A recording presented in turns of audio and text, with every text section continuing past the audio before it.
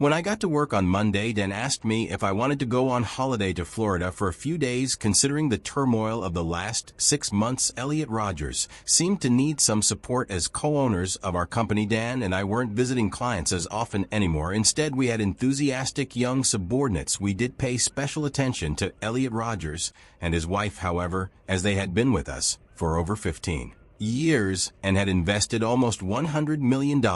I didn't mind. In fact, I thought it was a great opportunity. The kids had already gone to college, and Carrie was spending a week in Nashville visiting a friend. Of course, I would help him. Seeing my Uncle Tony was an added bonus. He lived just an hour north of Miami, on a lovely little river. He is almost 80 years old and still entertaining. After packing for a few days, I headed to the airport at 3:30. I was sitting on Uncle Tony's balcony drinking beer and listening to the same old stories I loved since I was a kid. Every time a boat went by, he would stop and pick up his binoculars and start. Watch, Tony, are you going to finish the story or not? I asked. You were talking about the guy who attacked you in the bar without taking the binoculars off. He grinned. Patience, my little friend. It's rare for a guy my age to see bare breasts. When he handed the binoculars, I was stunned. There was a guy and 3 girls from a small town. The girls were naked and smiling with both ears. Tony giggled and handed the binoculars back to me. See you, I'm a man. He smiled peacefully. We exchanged a few beaks, and I thought about it. Maybe we could go to the nearby restaurant. Tony wanted to have some steaks. But then he picked up the binoculars again, pointed them at a light blue yacht, and stared at it intently. He passed them to me and said, "Holy __." I turned my gaze to my Blue Angel, a 10-meter-long boat drifting slowly with a current. A short-haired, stocky man in his jeans had it settled down on some cushions in the cockpit. A stunning, slightly older brunette rode him, her chest bouncing energetically and her head thrown back. She had a large tattoo of a Chinese character on her right shoulder. You may be wondering why I am interested in the name of the boat and the woman's tattoo. It is quite simple. It was Carrie, my wife. Without a word, I handed the binoculars back to Uncle Tony and listened to his casual observations until the couple disappeared around the bend. That was quite a show, he said, lowering the binoculars when they were out of sight. The woman was something special, Jack. But I do see couples enjoying themselves in this way every now and then. I smiled at him and thought if I were 20 years younger, maybe it would be more like 50. Although I was angry, I remained calm. After our steak dinner, I drove Tony home, and by 9:30 p.m. I was alone in my hotel room and lost in thought. Contrary to what you might expect, I was not distressed. I had been married to Carrie for about 12 years. She was an excellent stepmother to my 2 children. My first wife, a wonderful partner, had tragically died in a train accident. I knew Carrie loved me, and I loved and appreciated her too, yet it didn't shock me that she was having an affair. Carrie had never been one to settle down. She hated being in one place for too long during our marriage. She had worked 5 different jobs, had a wide range of interests, from knitting to country dancing and horseback riding, and just couldn't sit still. We had a satisfying, intimate life together. She shared my enthusiasm for our physical relationship. On occasion, she would whisk me away to the bedroom without hesitation. She could be very passionate at times, while at other times we enjoyed the tender, everyday intimacy of married life. Straddling me, as she had done with the man on the boat, was one of her favorite positions. Also, her penchant for exhibitionism was not entirely surprising. Carrie had made numerous attempts to persuade me to be intimate in public with her. We tried once in the back seat of my car and once on a park bench, but I broke it off. The last thing I wanted was that my name was on the news. To be honest, I wasn't particularly upset about it. Despite my anger and pain, I didn't think my marriage was over. I didn't think Carrie was trying to embarrass me. She didn't know where Uncle Tony lived, and she certainly wasn't expecting me to be at the river that day. I was clear about 2 things, though. I was determined to sleep with Stephanie Prince and find out a lot more about what was going on, so I called Marjorie Bales in Nashville, where Carrie was to be spending the week. She seemed surprised and a little nervous when she heard my voice. "I'm sorry to bother you, Marjorie, but I can't reach Carrie on her cell. Could you call her for a minute?" I asked. "I'm sorry, Jack. She's taking a shower. Should I ask her to call you back?" she replied. As we spoke, I smiled to myself. Marjorie played the role of the loyal friend, just as I suspected. I wondered how many of Carrie's other trips to Nashville were genuine outings with friends. After a long shower, Carrie called me on my cell about 45 minutes later, and we had a pleasant conversation. I did not reveal where I was, but just mentioned that I was on my way to a client meeting. Before we ended the conversation, she told me that she loved me, missed me, and would see me on Saturday. The problem was that I believed her. She really did love me. I did not believe that the affair was designed to trick me or destroy our marriage. I believed that my restless wife was simply not suited to a monogamous life. The next morning after my meeting with Elliot Rogers, I had a half-hour meeting with private investigator Thomas Giordino. I left him a substantial sum of money, gave him a photo of my wife, and described the short-haired man on my Blue Angel in detail. I pointed out to him that I did not need any compromising photos, and that there was no reason for a confrontation. He should just do a thorough investigation of the situation. Was it a one-time meeting, or did she live with him? Who is this man? Where is he from? And what does he do for a living? I wanted to find out how they met and how long this had been going on. Before I boarded the plane back to Charlotte Mounted, I called Stephanie Prince. Hello, here is the man you have always desired. Are you free for dinner tonight? I asked. In fact, I am serious. I would like to take you out to dinner. Since Carrie is out of town, what about the __? Tree? Wonderful. I will pick you up at 8 and put on something that accentuates your beautiful figure tonight. I want every man in the restaurant to be jealous. With a laugh, I hung up. Then I reserved a table at the Fig Tree. Stephanie Prince, a tall, stunning redhead in her early 30s, lived only 3 blocks from Carrie and me. She was well versed in the local scene, sold real estate, and went out frequently. Even though I was a perfectly normal 41-year-old man, she somehow felt attracted to me. About 3 or 4 years ago, after we met at some neighborhood festivals, she made a serious proposition to me during a lunch downtown. She asked, Jack, could you do me a favor? Of course, I replied. Say, so I have been going through a really rough time lately. Would you mind picking my brain for a few hours? Today we talked about it after I cleared my work commitments off the table. I took my marriage vows seriously, but I informed my wife that if I ever considered being unfaithful to her, I would do it with Stephanie. I don't want to interfere in your relationship with Carrie. Jack, I know you are happily married. I am not looking for a husband or even a romantic fairy tale. I like you, and I enjoy sex. Please let me know if you would like to spend a night or more in bed with me. I politely declined her offer. Although I did not thank her, I did not forget it, but I did not think of pursuing her until I saw Carrie with that guy on the boat. Although the steelhead fish in the Fig Tree was the best I have ever eaten, my night in bed with Stephanie Prince was far better. Even with condoms, I must admit that extramarital sex is just as wonderful as you claim. She was devoted, knowledgeable, and relentless. She loved making love to me until I could not stand anymore. Although I still don't know why she found me beautiful, and I thought about Carrie. At least sometimes I could. However, I couldn't help but think of what I had experienced the day before at the Blue Angel, when Stephanie was near me and guided my hands with her lively energy. But that thought quickly faded. Stephanie was ecstatic, and I followed her soon. Together we entered a calm mood. After a while we fell asleep. My hand rested gently on her chest as we snuggled up. Dinner was unexpectedly somber. Of course we flirted, and Stephanie kept teasing me about what she would do with me after dessert, but we also had a real conversation. It's easy to forget how smart and considerate she is because she is so beautiful.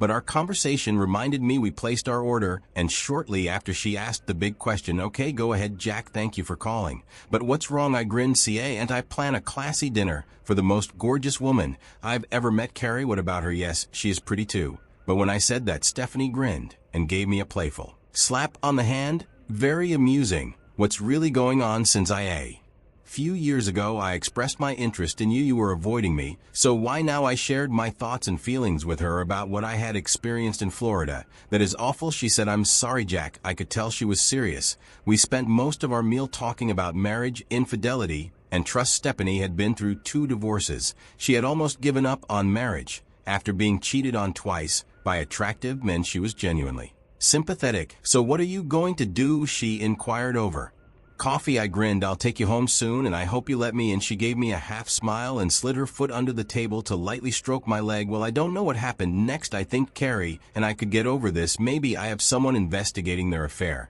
and I need to know how serious it is. But you know what? I think we should put Carrie out of our minds. I waved over the bill. 5 minutes later, we walked to the car holding hands. 20 minutes later, we were cuddling on the couch, and Shortly after we in Stephanie's bedroom naked my smile from that incredible night with Stephanie came and went in the days that followed, punctuated by melancholy about Jen and the future of our marriage. Someone must have noticed, because then on Thursday he walked into my office, closed the door, and asked what's going on. I sighed and told her the story. How are you going to react, he asked. I said ask me next week what Carrie says and what the private investigator finds out will determine the outcome.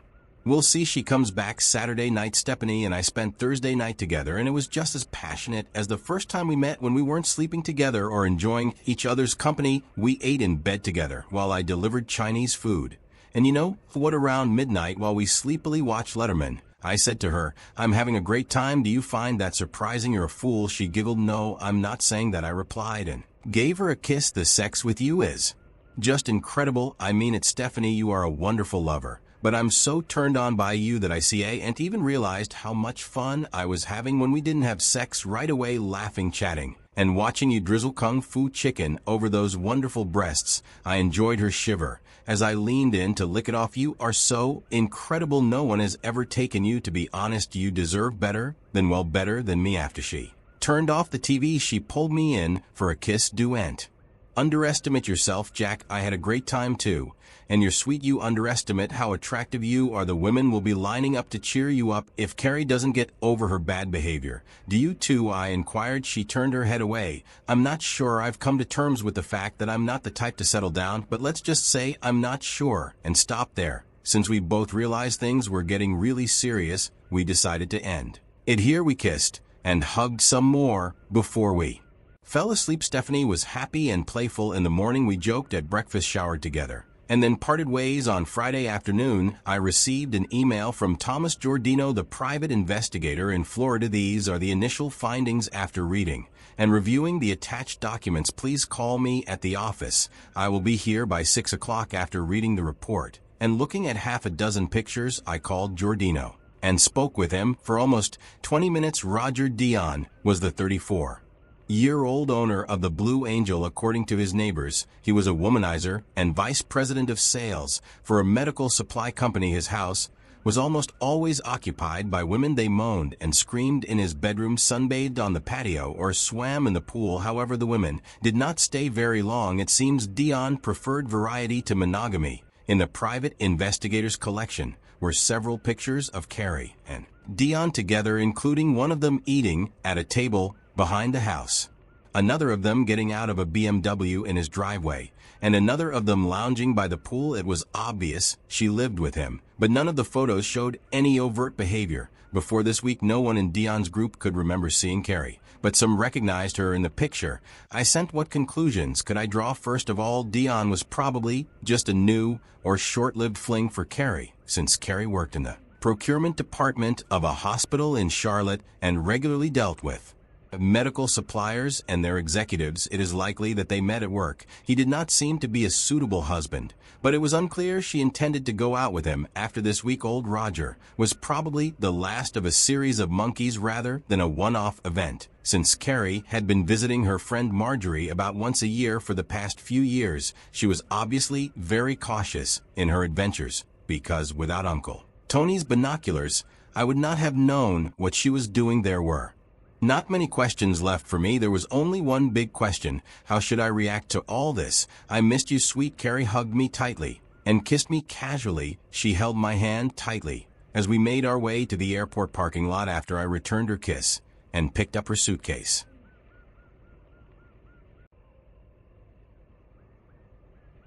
I hope you'll get us a bottle of champagne. It was customary for Carrie and me to celebrate our reunions with champagne in bed, followed by passionate sex, as we were both often away on business, or in her case, visiting my friend Marjorie in Nashville. This evening was no different. After she had hastily showered, we spent the next few hours playing in bed while I unpacked her luggage and got the champagne ready. She seemed as happy and enthusiastic as ever, but to me it felt different. Physically fulfilling and pleasant, but somehow hollow. She hugged me, kissed my neck, and whispered thank you when we were finished. After she said, I love you, baby, I fell asleep shortly after. I was already making coffee and serving toast and omelets when Carrie came into the kitchen on Sunday morning in her bathrobe and with a sleepy grin she smiled, hugged me, and poured herself a cup of coffee.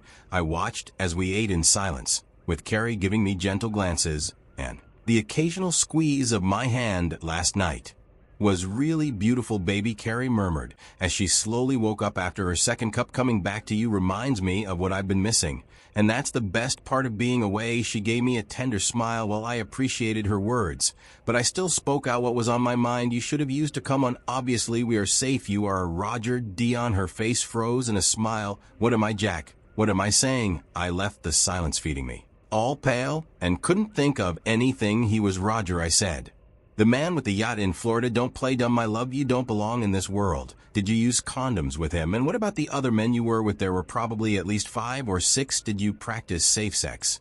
And were you a good girl? Carrie burst into tears. What if it's not safe, Jack? Oh God, I'm so sorry. I didn't do it, baby, please. She sobbed some more and buried her face in her hands. Her tear-streaked face searched mine as she looked up at me. I just returned her gaze. Oh God, No, I'm Jack, baby. How did you find out? Even though I know I did something terrible. Silence. I had no intention of answering that question. She turned to me, and whatever she saw made her shudder. She was crying even harder now and blew into a tissue. I stood up and left the table. I'm going to take a shower now. When I returned to the kitchen 30 minutes later, shaved and dressed, Carrie was still sitting at the table, but she had cleared the dishes and washed her face. I know I should give you an explanation, honey. I love you so much. Even though I made a mistake, I just can't. I said, I'm sorry, Carrie, but not now. I have to go to Stephanie Prince's house. We can talk as soon as I get back for dinner. I think Stephanie Prince. Her dejected expression turned to a confused one. Yes, do you remember the real estate agent Stephanie, tall and red-headed? It turns out she's pretty handy at, well, certain things. You know, she really seems to enjoy it. Carrie's expression was like she had just flown through the kitchen window like a pig. Are you having an affair with Stephanie? I accepted her offer after realizing our marriage wasn't what I had imagined. Yes, we shared a bed. I'll see you at dinner. Considering what I had done with Carrie the night before, I thought I had made a good impression in Stephanie's bed that day. We then spent some time lounging, watching the Carolina Panthers and eating sandwiches. Around 6 o'clock, I got up to shower. Stephanie kept yelling at the refs to raise a flag, and I enjoyed the sound of her voice from the other room. Would they? She said she wanted to stay for dinner. When I got out, we could get pizza, Chinese food, or anything else. I grinned. I'm afraid I see I ain't today. I told Carrie I'll eat at home. Stephanie sat up, revealing her stunning figure. Which in all world do you think you're here? And she's back. Does she know? Yes, she came home last night. This morning I filled her in on everything concerning her boyfriend, Roger. She certainly knows what I mean, although I doubt she's thrilled about it. Stephanie's features slowly break into a smile. Isn't that brave of you? After getting out of bed and changing into a nightgown, she came over to give me a hug. What does that mean for us? She whispered. I gave her a thoughtful look. To be honest, I'm not sure. There aren't many options. And after tonight, I'll know more. If I were to get a divorce, they would be at the top of my list, I said, smiling. Or considering what Carrie is up to, maybe we could agree to an open marriage. Refer to what I said earlier about that scenario, or we can work things out and get back to where I thought we've always been, I continued. Stephanie looked at me seriously and gently stroked my shoulders. Actually, Jack, I really like you both in and out of bed, but I don't think I should interfere with your marriage. That was never my intention. When we started this, I gave her a gentle kiss. I understand. First, I need to work things out with Carrie, then we will see. But Steph, I wouldn't mind continuing our current activities. I teased her and surprised her when I pulled her into my arms by grabbing her by the waist. She giggled, wrapped her legs around my waist, and hugged me as I gave her another kiss. It was worth it, even if she wasn't light like Waldy, or some similarly soft music was playing as I entered the house.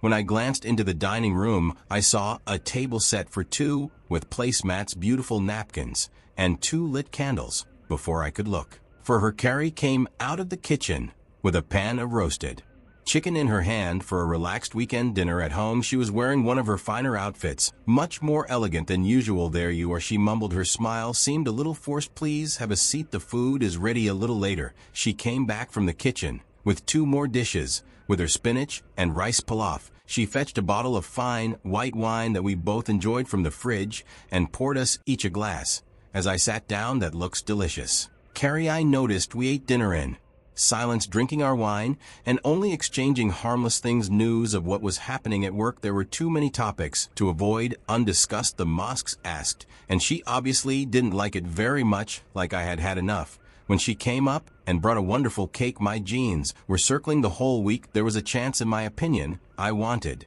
That anyway, would it be okay if I became a single man again? Was there a future with Stephanie? I realized that at least in that moment, everything depended on Carrie's story, her words, and the way she delivered them. Okay, Carrie, then let's get started. Where should we start? Should we talk about your week with Roger Dion, or my day with Stephanie, who had more sexual escapades? How many other people were they with? Whether they were friends with benefits, lovers, or something else entirely? Our marriage should be an open one or a closed one. My questions surprised her. Her face turned pale. Her mouth was slightly open, and then she began to sob quietly. Jack, I am a horrible person, she whispered as the tears fell quietly onto the table. I am a liar, a cheater, greedy, and immature. She met my gaze. I had never had a relationship before you that lasted even a year. You know, I think I was always claustrophobic, moody, or restless. I was never satisfied with what I had, but I was overjoyed when we first met as lovers. And when you asked for my hand, I thought I had finally found the right man and would be in love with him forever. No more restlessness and wondering who or what else there could be out there. There was only one person who gave me such joy now. I was the one who was amazed, even though I still didn't fully understand what she had done. There were no detours or attempts to trivialize it. I hadn't suspected it, and I was happy. She added, with you with us, even if it meant taking on the role of stepmom to the kids. She gave me a look. The joy I feel when I think about it is indescribable. But that hasn't stopped me from being a spoiled, self-centered, cheating idiot. I know I ruined everything, but I'm not even sure what I did. Then she burst into tears, buried her face in her hands, and sobbed hard. I waited for her to express her feelings. A big part of me wanted her to know what she was feeling, but I also wanted to hold her and comfort her. Fear, guilt, and loneliness. I wanted her to feel bad for making me feel bad. I know that's not very noble, but can you blame me? A few minutes later, she started to relax and catch her breath. Let's relax on the porch and chat while you wash your face, I suggested. Do you have any idea what happens next? I asked as we sat down. She shook her head worriedly, and I replied, honestly, I don't either, but you're going to tell me everything first. Who, how many, where, and when. Not the obscene details. And Carrie, damn it, I'm kicking you out of the house if you ever lied to me, even about something insignificant. All right, she replied quietly. Don't lie. It was 5 years ago. She had a one-night stand with Margie. When she was visiting, they danced in a club in Nashville. After picking up men and bringing them to Margie's house for a night, they didn't speak for 3 years. Carrie was horrified by what she had done and horrified by herself. But the horror was short-lived. While visiting Margie, she picked up a man in a bar and spent the night in his hotel room. He was a Los Angeles businessman and married. Carrie claimed she was less afraid after that. She was sorry she wasn't as afraid, but she vowed never to do it again. Roger Dion was the third man. It happened just as I feared. After they flirted and met at work in Charlotte, she allowed him to continue pursuing her instead of telling him he to stop. After several months of kissing and special lunches, she agreed, but told him they would never meet in Charlotte. Eventually, he suggested she visit him in Florida. She flew to Nashville on a Saturday for her final visit to Margie, then traveled to Miami with Roger for 4 days and spent the rest of the week back in Nashville. She didn't want to risk me finding out that she flew straight home from Miami. I believed her when she vowed never to see him again. The encounters, as Carrie described them, sounded a bit mundane, and nothing in her account suggested a romance. Nothing revolutionary, just exciting, like a new affair. She looked exhausted as she sank back in her chair after telling me her story. I was surprised that I already knew what I wanted. So fine, I said, now it's your turn to listen. I point to you, and you answer, yes, Jack. If not, please stay quiet, okay? Carrie, I gestured to her with a startled nod. She finally answered, yes, Jack, I value our marriage, and I love you, but I detest what you did. When I think of your face when you are gone, part of me wants to grab you by the throat and slowly strangle you. You have destroyed our marriage, and me. You have betrayed my faith in you, our love, and all the effort we both put into building a strong marriage. You should really be ashamed of yourself. You are aware of that, right? She replied immediately. When I gestured to her, indeed, Jack, with a vigorous nod, I almost grinned. I explained that I had already ruled out one of the 3 options. I stood up and started to get up and down, watching the look on her face. Firstly, we can Get a divorce clean, simple, and straightforward. We just say yes. And you can leave the house and open your arms to whoever you want. You are in complete control how recklessly self-centered and careless you want to be. Do and lie and don't hurt other people's feelings. Secondly, we can choose to have an open marriage. Living after the vows is pointless. They are oppressive and outdated, aren't they? You can sleep with anyone you want, whether Stephanie Prince or anyone else. I can sleep with anyone I like. Also, we can sleep together occasionally if we want to. However, I don't think that option will work. There is a lack of real affection, trust, and commitment. I will not stay married. If it is not the kind of marriage that brings me happiness, then there is a third option. We will stay married. We agree that the words "renounce all others" that we exchanged 12 years ago still have meaning for us. I have chosen the third option, even after you disregarded her and spent several nights in bed with Stefan. Despite her startled expression, she spoke straight away. I told you not to talk, didn't you? Indeed, Jack, you did. I can't change it. If I have the choice, I choose the third. I vote for the third. But they haven't said if they want to give me a vote. Well, I said I was at peace. But I kept it to myself. And now please stop talking. My vote is the only one that counts. Do you understand that? Yes, Jack, she said. Indeed, Jack. A small smile was on her face, and I assumed it was on mine too. Was number 3. Indicates that there is a lot to achieve and fix to find out what STDs this guy has given you. You are going to get tested, and I think I will have to get tested too. Even though you claim you have been using condoms, I don't want to take any chances with Stephanie. You go to marriage counseling and see a therapist. To be honest, I think the first is more important. That is not our problem, in my opinion. It is her problem. However, I have no doubt that the therapist will improve our communication, if only to let me know when to intervene before you do something stupid again. After that, keep your legs together. Do you understand me? Yes, Jack, she said as I gestured to her. Despite the tears streaming down her face, she started to smile. Remember, you only have one partner. You can flirt with, kiss, touch, and have sex with me always. And that is me. We go back to option 1 if you don't like it or find it too restrictive. The smile disappeared as I turned to her. Indeed, Jack, yes, I understand too. Well, I mumbled. I kept going and thought maybe there will be more if we keep going. Ideas I'll have later or suggestions from the marriage counselor. Right now there are 2 more topics though. Nashville is done for now. You're never going back there. Carrie opened her mouth and closed it again as her head jerked. Then she answered yes, Jack, and nodded. We will stop you from ruining our marriage by making your little friend Margie the center of attention. You can invite her here if you want to see her. Maybe I'll even let her spend a night or 2 in the guest room after I give her a dressing down. Do you understand that? Indeed, Jack, I hadn't even looked at her when she said it. I apologize as well about Margie and everything else. You're absolutely right. The last point. I will continue to see Stephanie occasionally, be it for sex, for dinner, or something else entirely. Talk to her until either I or she decides that's enough. I gestured to her. Indeed, Jack, again tears came to her eyes. Her face turned pale. Not very pretty. Or are you imagining me with her, those long legs, and this wonderful body that is entwined with mine? Are we kissing, or are we planning something more intimate? Maybe we should just lie there and exchange sweet nothings. No, Jack, that is not very nice. It is painful. I understand why you bring it up, and you are right. It hurts a lot. Yes, of course, Jack, I replied. She held my gaze. Tears ran down her face, and I sincerely apologize for hurting you so much and for being an egocentric fool. I went over to her and hugged her. When she started to cry again, I was still angry, but I appreciated how soft and warm she felt when she finally did. Your decision doesn't apply to me yet, but I'm still up for the third with your conditions. She held me tight and sobbed.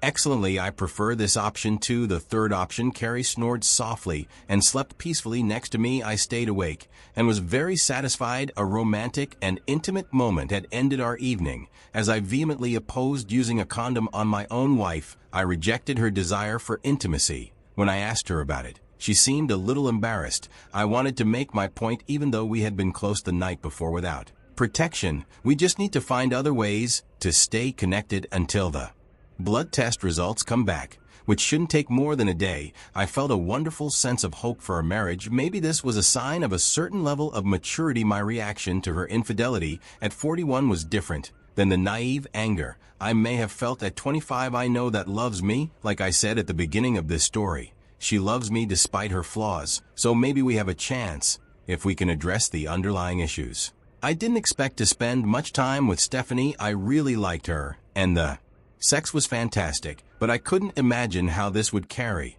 and helped me reconcile. Nevertheless, this opportunity seemed to be a useful tool. Plus, I had a lot of fun remembering licking the Kung Pao chicken off of Stephanie's breast.